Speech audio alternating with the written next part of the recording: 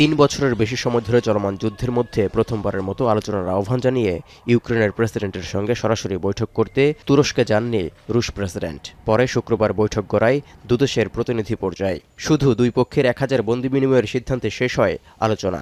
শান্তি আলোচনা থেকে শান্তি না ফেরায় হামলা পাল্টা হামলা এখনও অব্যাহত, ঘটছে হতাহতের ঘটনা। সুমি, খার্কিভ, দোনেস্ক এবং অন্যান্য স্থানে চলছে রুশ এবং ইউক্রেনীয় সেনাদের লড়াই।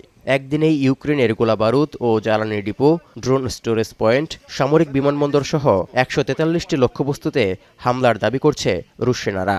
এর মধ্য দিয়ে শনিবার দোনেস্ক অঞ্চলের একটি বসতি নিয়ন্ত্রণ নেয়ার দাবি করছে রাশিয়া।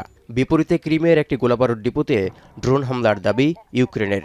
এই অবস্থায় শান্তি আলোচনায় রাশিয়া গুরুত্ব দিচ্ছে না বলে অভিযোগ যুক্তরাজ্যের। We have been keen to work with Donald Trump, whose desire is to see peace. But we have to say that once again, Russia is obfuscating. Once again, Russia is not serious. Putin জেলেনস্কির বৈঠক ভেস্তে যাওয়ায় ইউক্রেনের যুদ্ধ বন্ধ নিয়ে কথা বলতে সোমবার স্থানীয় সময় সকাল 10টায় রাশিয়ার প্রেসিডেন্ট ভ্লাদিমির পুতিনের সঙ্গে টেলিফোনে কথা বলবেন বলে জানিয়েছেন মার্কিন প্রেসিডেন্ট ডোনাল্ড ট্রাম্প। ট্রুথ সোশ্যালে দেয়া এক পোস্টে তিনি জানান, রক্তপাত বন্ধ করার চেষ্টা নিয়ে হবে কথোপকথন। কারণ প্রতি সপ্তাহে 5000-এর বেশি রাশিয়ান এবং ইউক্রেনীয় সেনা নিহত হচ্ছেন। তাই পুতিনের সঙ্গে ফোনালাপের দিনটি ফলপ্রসূ হবে বলেও প্রত্যাশা ট্রাম্পের। এমন পরিস্থিতির মধ্যে রোববার পোপ লিও চতুর্দশের অভিষেক অনুষ্ঠানে যোগ দিতে ভ্যাটিকানে অবস্থান করছেন বিশ্ব নেতা ও সরকারের উচ্চপদস্থ কর্মকর্তারা। সেখানেও প্রাধান্য পাচ্ছে ইউক্রেনের যুদ্ধবিরতি ইস্যু। ইউক্রেন সংকট মোকাবিলার চেষ্টায় ভ্যাটিকান সিটির অব্যাহত ভূমিকার জন্য ধন্যবাদ জানান মার্কিন পররাষ্ট্রমন্ত্রী Marco Rubio.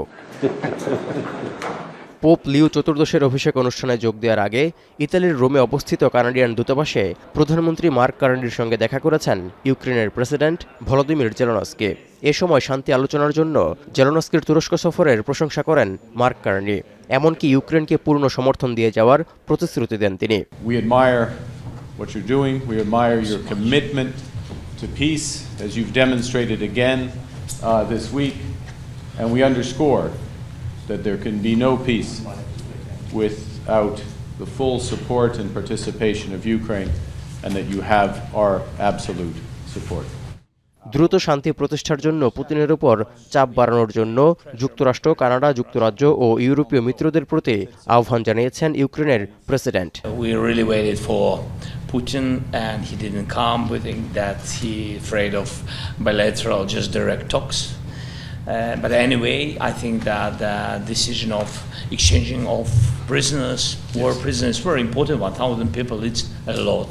And I hope we will get this result. ইউক্রেনে সেনা মোতায়েন থেকে ইউরোপ অনেক দূরে রয়েছে বলে নিশ্চিত করেছে জার্মানি এবং ইতালি। রাশিয়াকে নিঃশর্ত যুদ্ধবিরতি চুক্তিতে রাজি করানোই এখন প্রধান লক্ষ্য বলে জানান ইউরোপের নেতারা। তৌহিদুর রহমান, এখন বিশ্ব।